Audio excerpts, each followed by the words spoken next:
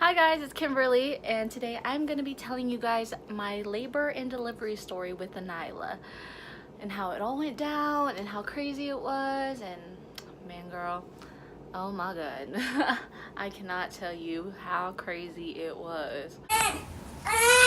Just a little catch up. My daughter is now 18 months old. She's almost 2, or she might be 17 months. I don't know. I'm not good with this whole months thing, but yeah. This is Nyla. Nyla. Nyla. Can you say hi, baby? Hi. Say hi. Say, I just woke up. I just woke up, huh? Hi. Hi. Can you blow a kiss? Blow a kiss. Say, love you. Miss you. Oh, you're so sweet. My labor was 12 hours long, and pushing was 2 hours and a half. And the whole time I went natural, no epidural, no nothing. It was so painful, girl. I'm not gonna sugarcoat it. It was painful. And anyways, our day started at 6 a.m. in the morning. We got an appointment to get an induction. Our induction date was December 11th, 2016 at 6 p.m. So we got at the hospital at 6. Then got up to we got to the hospital at 6, and we went to the kind of like the appointment center.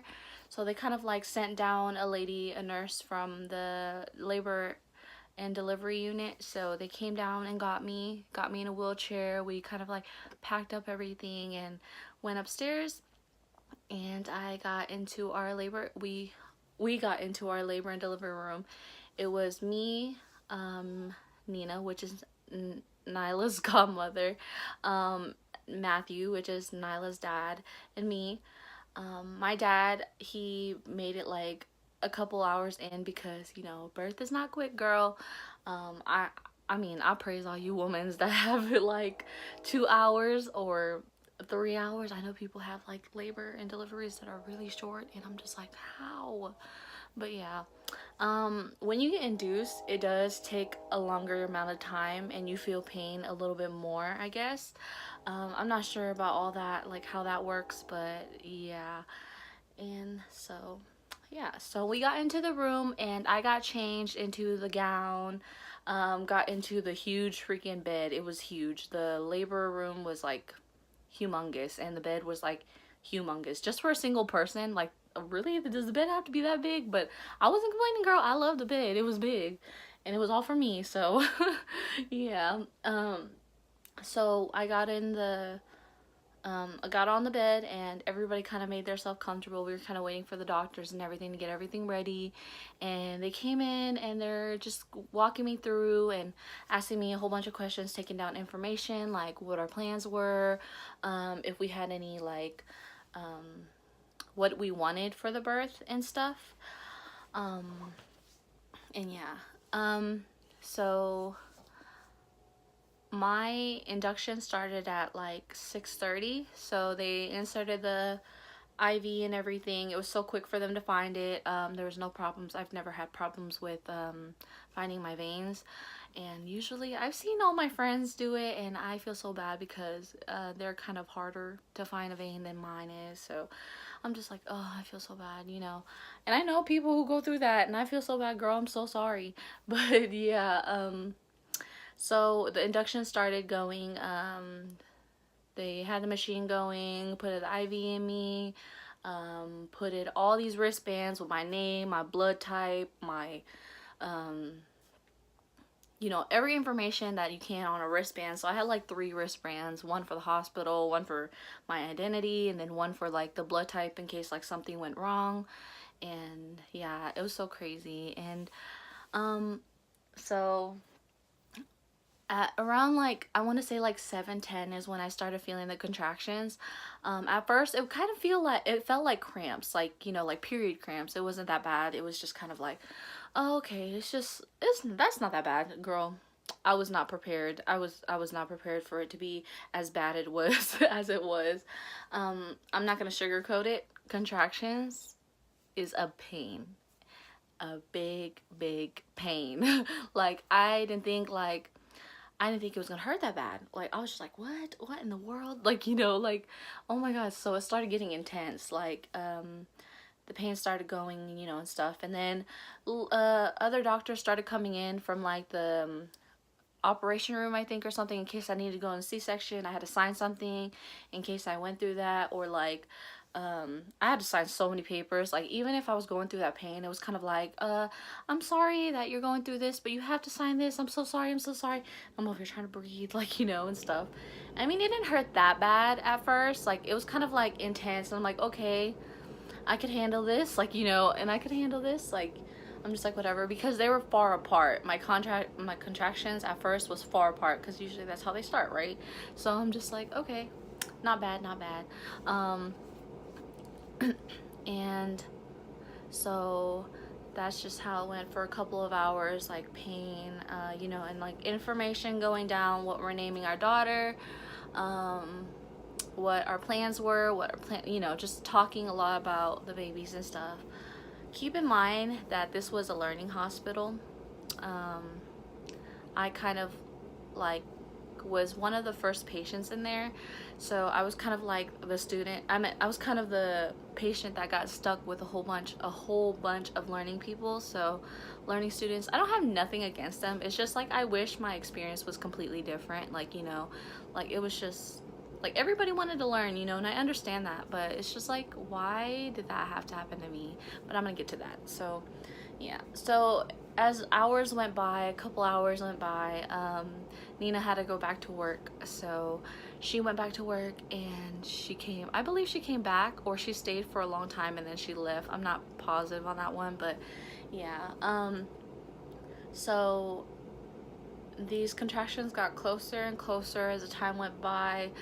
I started getting hungry because I stopped like hours ago. Like, I stopped at like, I believe it was like 10 at night. Like, girl, I was taking it serious. I did not want to poop on the hospital bed. Like, I'm so serious. I didn't want to poop on my baby. Like, I guess that happens, and I'm just like, like, I'm not, no. Like, so yeah, so the contractions got closer as time went by, and like I believe it was 9 in the morning, and my dad finally showed up.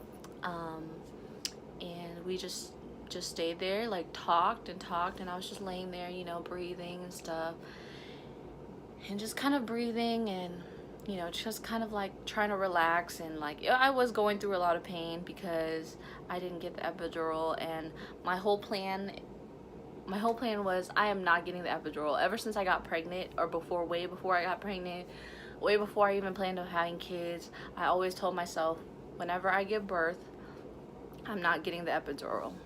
There's so many moms out there that doubted me. Like, they're like, oh no, girl, you're not gonna do it.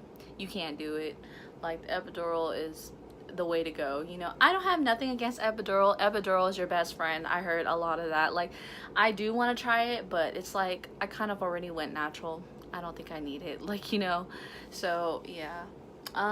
It is a pain. You kind of have to have a really high pain tolerance, and you kind of have to just relax and try to focus on like not the pain. And like I couldn't do that. I was focused on the pain. I kept crying. I was like hyperventilating. I was like, oh my god, it hurts, and Matthew just kept trying to calm me down. Like, he was putting towels all over my head. He was giving me ice cubes, and I was just like, oh my god, this is so crazy. So time kept coming by, and it was like, I want to say it was like 12, and they finally checked me, because checked how much dilated I was. When I came in, I was already dilated at 3.5. So yeah, so they checked me, and I was about a 7, I believe, or 6. I don't know, I don't remember. I think I was a 6. I was 6 centimeters, and they decided to pop my water. So they used one of these like knitting needle looking things, and they like kind of sticked it in there and like pulled it or whatever, and oh my god, like all this water just came out. I was like, oh my god, like I was kind of like, what the heck is that? Like, that's so weird, like, but yeah. So all the water came out, and I was just kind of laying there, like, looking at my mom, looking at Nina, looking at Matthew, like, oh, that shit was weird. Like, you know, like, oh my God. And, yeah, so I know, like, girls are like, I don't want to show my vagina, or nobody's allowed in the room because of this and this and this. I had so many students, so many doctors, so many people that just came to the hospital to see us. They all saw my plate, you know, because when you're in that much pain, you just don't care no more. You don't have time to tell people, get out, get out, get out. I mean, you probably do, but like, I was just not like having it. Like, I was just in so much pain. It was completely crazy. So when I hit 6 centimeters and they broke my water, the contractions started getting more intense, like really more intense, and they got closer, and they got like, you know, it was happening like frequently, and like I would look over to the monitor because they set like this that was so weird, a computer like on the side of your like kind of bed, and like I was looking at it because I wanted to see like when a contraction was coming and stuff, and they looked pretty close at the time, but not as close as it was when it's toward the end. But yeah, and like it was getting really intense, and like the students would come in and was like, her heartbeat's dropping, like, you know, like my daughter's heartbeat kept dropping because of the way like I don't know if it was because of me, like the way I was breathing, or just like because like the way she was coming out. Like it was kind of like, you know, kind of weird, I guess you could say. But like her heartbeat kept dropping and dropping, and like they tossed and turned me, like turned me to see if like she'll like cooperate, you know, and like her heartbeat won't keep dropping and all that stuff. And they finally got my OB on the line, and I am so glad she made it to my birth. I am so glad. I thought she wasn't gonna make it. Like, she has so many patients. Like, I thought, like, you know, she wasn't gonna be able to make it to the birth and stuff. But they finally got her on the line, and they checked me again. I believe I was like 8 centimeters, and I was like, oh my God, like this is so intense, like, you know. And I started crying. I started like, you know, and they started putting a mask over me, and they told me like, you need to calm down, you need to calm down, da da da. And I'm just like, okay, like, you know, when people tell you that, you're just like, no, I'm not gonna calm down. Like, you know, you're just like freaking out because you go crazy. So like, there was this really sweet student. She was really sweet, and she like was sitting next to me, like next to my bed, because she was like monitoring, there we go, everything. And she was watching me, and she was like, are you doing okay? Like, you know, she was kind of like, you're doing good, you're doing so good, like, you know. And all the doctors were actually really motivative. Like, I really liked it. It was like awesome. But then it was time for me to get checked again. This is my kind of like one of my bad experience during giving birth, was when I got checked, like, because okay, I got checked one time, and I don't know if it was part of the learning process or anything, but I got checked once by an actual doctor that worked there for so long, and they're like, yep, she's 8 centimeters. And she left. That doctor left, the one that checked me. A guy came in, he was like, we need to check her. I don't know if like it was just all out of order, like they didn't tell them that they already checked me, but I had like 5 people check me. Like, people were literally in a row. Like, one person would check me and be like, I think she's 8. Next person would check me, yeah, I think she's 8. Next person would check me, and it's 8. I'm just like, really, is that like necessary, you know? My mom started getting mad. She was like, you need to quit touching her, like da da da. And they're like, well, this is part of the, what is it, the protocol or whatever. And I'm just like, what the hell? Like, you know. And I was just like irritated. Like, I couldn't talk for myself because I was in so much pain, so other people had to talk for me. And my mom was like, oh my gosh, she's going through so much pain. I wish I was going through this. I don't want her to go through this, you know. And I was just like, I was about to cry. My mom loves me. I'm just like, oh, like, you know. And it's her first granddaughter, and I'm just like, oh my God, like her first grandkid. And I'm just like, oh my God, this is so cute, like, you know. So as the hour went by again, a couple hours went by again, and these contractions were literally like seconds apart. Like, I was in so much pain. I was crying. I was like, oh my God, this hurts so much. And I was like, it hurts, it hurts, it hurts, it hurts. Like, I kept saying it hurts, it hurts, it hurts. Like, I would not stop saying it hurts. And like, the lady was like, you just have to breathe, you just have to breathe. And they kept putting the mask on me. Every time that mask is on me, I feel like I cannot breathe. Like, that thing does not help me breathe. I swear it doesn't. Like, it's supposed to, but I think I just wasn't calm. like I wasn't calm enough for me to use it, so I kept taking it off, and then I would breathe, and then I put it back on. So every time the doctor would look at me, I put it back on, you know, and then I'll start breathing. And like that thing that was over my face, it helped Anila her heartbeat go back up. So I'm just like, oh crap, okay, I guess it's like helping, you know. So I'm just like, oh my god, here we go, like, you know. And at the time, they checked me again. I was 8.5. I was not moving like any further at the time, and I was like, oh my god, like, you know, I was like, god damn it, like I was about to ask for the epidural. I was so close. I was like this close. I was in so much pain that I almost be like, can I get the epidural, like, you know. So I was just like, oh my god, it was so painful. And then I believe when I hit 8 centimeters, it was like 4 p.m. or 5 p.m. or I believe it was 4 p.m. and I was just like, oh my god, it hurts. So they decided, in order for me to maybe dilate quicker or something, or it was just a practice or whatever, there was these things called practice pushes. So I was like, okay, so here we go. So I had an option to hold my legs myself, somebody else holds my leg, or they put up the prop thingies. I asked them to put the prop thingies up, so we did that. And then they're like, okay, here we go. And then they started counting 1, like, you know, 2, 3, 4, you know. So I'm just like, okay, what the like, you know, like I wasn't like, I was like, oh my god, like this is so weird, like how, why, like, you know. And I started pushing and pushing, and then I kept doing it. We did it like 3 times, and then Anila's heartbeat dropped again. It dropped so quick, like it kept dropping and dropping and dropping, and we are like, oh my god, like, you know. So they tried flipping me, and like, imagine them flipping you while you're having these contractions back to back. So it's like, oh my god, like I'm in so much pain, you know. And it's like they were, a lady would be on this side holding the thingy that's under you. It's kind of like a pad. She'll pull it, and then I would like flip, like, you know, and then I was like on my side, and then her heartbeat started coming back up, and then they flipped over again. And when I went in there, I strictly said, I do not want a C-section. I just want a natural vaginal birth. I do not want a C-section, and that is my goal, okay?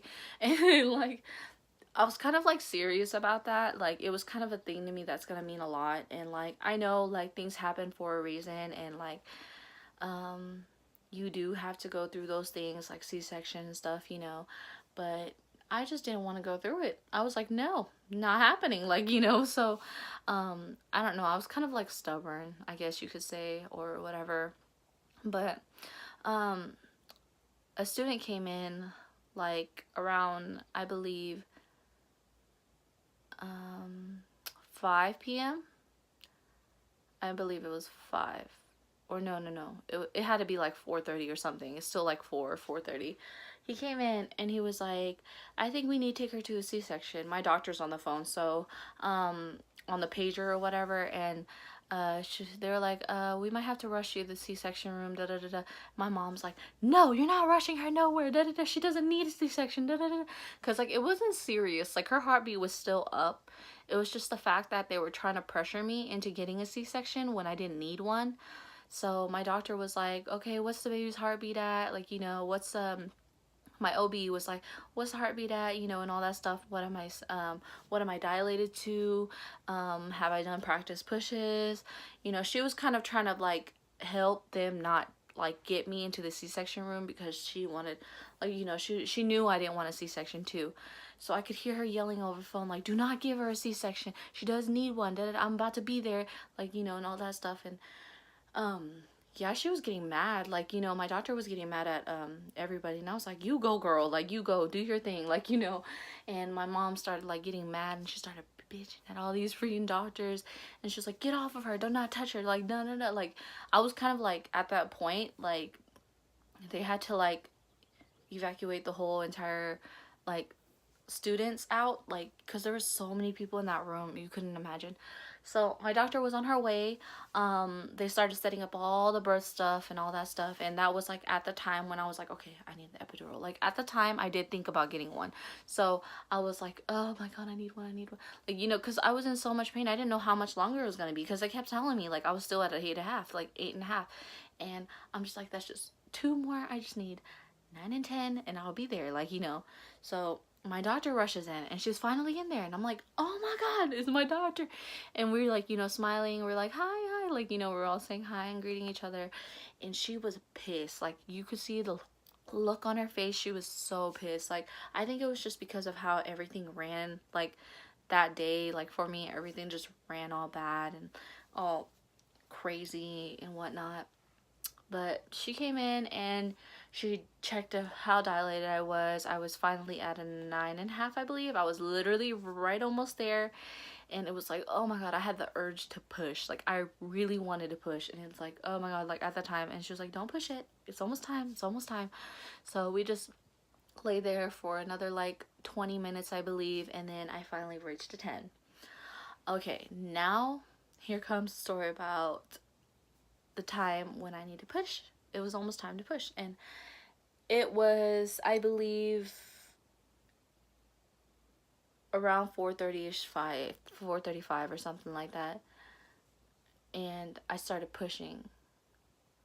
I might get the times wrong. I mean, she was born at 6:12, I believe. But I was pushing for 2 hours and a half, so it might have been like 4:30ish. Like, I don't know. I'm getting all the times wrong because I can't remember. It's been a while. But it's been a long time. And like, yeah. So she came in and she checked me and everything, and she was like, okay, you're at a 9.5 now. We're just gonna wait till you hit a 10. And I was like, okay. And then the student came in and said, I think she needed a C-section, again with the dang C-section. Like, no, I do not need one. Like, it was kind of like, I felt like, what I felt was like, because they wanted to learn, like, you know, about C-section, like, because they never, like, learned about it or anything. And, yeah, so it was kind of like, whatever, you know, at that point. My dad was in the room. He was getting ready to get out, you know, and stuff because I was about to give birth. I honestly didn't care if my dad stayed in, and he did. He came in and out the whole time because he was like, he wasn't sure what I wanted, you know. He wasn't sure, like, if I wanted more privacy or if I was okay with him being there. Like, you know, I was okay with him being there. I didn't mind. But yeah. So as the pushing went on, I kept pushing, pushing, and pushing, and pushing. Like, every contraction came by, I pushed every time. This is when I started pushing. This was when I got used to the whole pain tolerance. Like, there was no pain at all. Like, I was used to it. I was done. My body was done. My body was numb. My body was used to it. Like, it was kind of like a natural numb. Like, it, you know, like, I don't know if that happens to people, because people say, like, if you get shot, you won't feel it at the moment, but you'll feel it later. Like, later, like, you know, when you're, like, out of the adrenaline or something. But yeah, so I started pushing, and I pushed about like 5 or 6 times, and she just wouldn't come out. Like, it was just not happening, like, you know. And they're like, okay, well, there's other options, like, you know. So they started telling me about the other options. Like, there's a kiwi birth, which is they're gonna use the vacuum, like, they're gonna put a vacuum inside and it's gonna like grip onto her head or whatever, and I would push at the same time and the baby would come out. Or I did have to go get a C-section. So it was kind of like, at that moment, like, you know, we don't know what to do. Here we go. So I was like, okay, let me just try it again. Like, you know, I really didn't like want to go through anything else. Like, you know, it was kind of like I was already in pain, and I was pushing and pushing and pushing, and I was holding on my mom's hand really tight, and then I would hold on Matthew's hands really tight. You know, everybody's kind of holding on to me really tight because I was in so much pain. And like, I felt like it was because everybody felt so bad for me. So I kind of like was laying there, and then I like pushed, and like it didn't work. I pushed again, it didn't work. And then Matthew looked at me and he was like, babe, are you sure you want to try it? Like, let's just try it. And I was like, one more time, like, you know. And then I pushed again, and she just wasn't coming out. Like, they were like, you're just too small, like, she can't come out, and I'm just like, oh my god, like, you know. So I looked at Matthew, and Matthew looked at me, and he was like, babe, it's like for the best. Like, you know, our daughter was kind of like at risk at that moment. So we're just like, okay. I was like, okay, we'll just do it. So the whole NICU team came in, and they said like the reason why she was in there was because the vacuum sometimes causes brain damage, or not brain damage, like brain bleeds. So they were all in there. So the whole NICU team came in. I kid you not, there was like 20 doctors in there. So I was just like, holy holy crap. Like, you know, I got scared at that moment. I thought like my daughter was in so much risk. Like, you know, I was scared for my life. So okay, so I looked at Matthew looked at me, and I was like, I looked at my doctor looked at me, and she was like, whenever you're ready. And I was like, okay. And I was like, I think I'm having contraction. At that point, I really didn't know if I was gonna have one or not, because I was already used to the pain. I was like, I don't know. Like, you know, I would look at the monitor, because it tells you when a contraction is coming. So one was coming up, and I was like, okay, it's time. I pushed. We did it one time. It didn't work. Like, it didn't work the first time. And then the second time I pushed again as hard as I can. She was like, as hard as you can, as hard as you can, as hard as you can. Like, you know, and I kept going and kept going. They kept counting. And she was like, you're about to feel the ring of fire. I stopped for a second, and I was like, girl, what do you mean ring of fire? Like, you know, I was like what? Nobody ever prepared me for this, like, you know. So I was like, okay, whatever. So I'm pushing and pushing, and then it stings. Like, it's because, like, I guess, like, the ring of fire is when, like, the head's, like, literally coming out or something, or the shoulders. I'm not sure. But she was like, you're gonna feel the ring of fire, you're gonna feel the ring of fire. I push, and she comes out, her head's out, and everybody's like, oh my gosh, she's right here, like, you know. So I'm pushing in, I push again and push again, and then she finally came out. And then all this water, I kid you not, there was so much water coming out of me. I was like, what the heck? Like, it was like some kind of ocean or something. Like, it was like whoosh. Like, I was like, oh my god.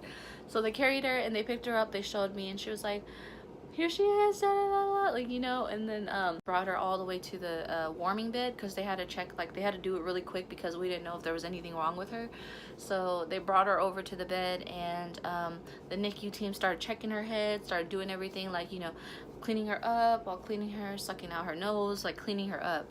And then she didn't have nothing but a bruise on her head. It was like a bruise, like, that big. It was kind of big, but it was just a bruise from the vacuum and stuff. So the NICU team kind of congratulated us and left. And then my doctor was like, you did good, like, you know, and da da da. And she said, you know, it's my son's birthday today. And I was like, what? Like, we didn't even know that. Like, it was cool. It was so crazy. And, like, at the moment, I kind of didn't hear her at first. So when she told us it's her son's birthday, like, it didn't click on my head for a second. So yeah. And then they grabbed the baby. My doctor and a student was stitching me up. So it was kind of like, okay, I was just, like, kind of just laying there. Or they were waiting for the placenta to come out or something. It was, like, taking a while. And I was just kind of laying there for a long time, and they were, like, cleaning up the baby, cleaning her up, and then they finally brought her over. And after when she came out, my mom and Matthew was like, he wasn't sure if he wanted to stay with me or go see the baby, because he was like, what do I do, like, he was kind of stuck, because he was, like, so excited to see the baby, but I was going through so much pain that he wanted to stay with me. So he ran over to I was like, go see the baby. Like, he went to go see the baby, and, like, he ran back, and she was like, oh my gosh, she has your nose. And I was like, what? She has my nose? I have such a flat nose, girl. And, like, it was so crazy. And they brought her over to me, and Matthew was like, can I hold her? But we did the whole we agreed on the hour chest to chest thing. So she laid on my chest for an hour, and Matthew was like, can I hold her? Like, we was just laying there, and then Matthew held her, and my mom held her, and I don't know, everybody was just crying, everybody was just really happy, everybody was so excited. And yeah, anyways, that is my labor and delivery story. It was crazy, it was a lot of pain, but I promise you, all the ladies out there, please don't be scared, because I promise you, everybody eventually does it. Because, girl, you cannot, that baby just does not just pop out. You gotta do it. Like, you know, you got this, and I promise you will, and you will be ready by the time the day comes. Because I personally wasn't prepared for the things that were gonna happen, but I was prepared, like, mentally prepared, like, okay, today's the day I'm having my child, and I am ready. Like, I'm ready to give birth.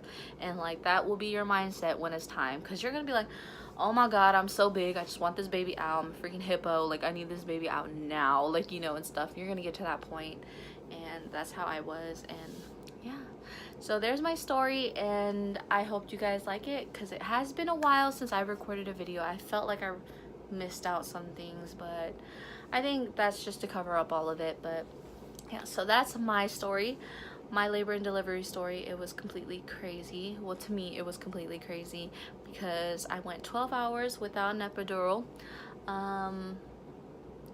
It was all natural. um, it was 12 hours, still long, like forever, like, you know. And the whole kiwi birth and everything, that was crazy. And yeah, but yeah, anyways, if you like this video, give it a thumbs up. Comment down below if what you thought about the video, or give me ideas of what to post, like later near in the future or something.